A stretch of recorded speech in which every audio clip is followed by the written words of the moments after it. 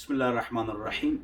YouTube پر آپ پیسے کماتے ہیں تو چاہے آپ کو ننگا ہونا پڑے یا فحاشی کے کلپ بنانے پڑے یا ذلت کے آڈیو ویڈیو آپ جمع کر کے حرام طریقے سے فحاشی پھیلا کر آپ یوٹیوب چینل کو پروموٹ کریں، مونیٹائز کر لیں، تو آپ کو آخرت کا قبر کا غم نہیں، آپ کی اپنی بیٹی بہن نہیں ہے، ان کی آپ کیا تربیت کریں گے؟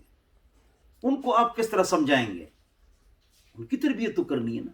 انہی پیسوں پر آپ گھر میں کھانا لائیں گے، اپنی بیٹیوں کو کھلائیں گے، ناجائز طریقے سے، حرام طریقے سے، فحاشی پھیلا کر کس منہ سے آپ اس سے کھانا، روٹی، آٹا، چائے پئیں گے؟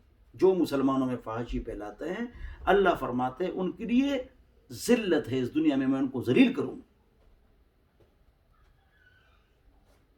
اللہ اکبر۔ سورہ نور میں اللہ فرماتے ہیں گناہوں سے بچو، حرام سے بچو، ناجائز طریقے سے پیسے مت کماؤ، والسلام، ناراض نہ ہونا۔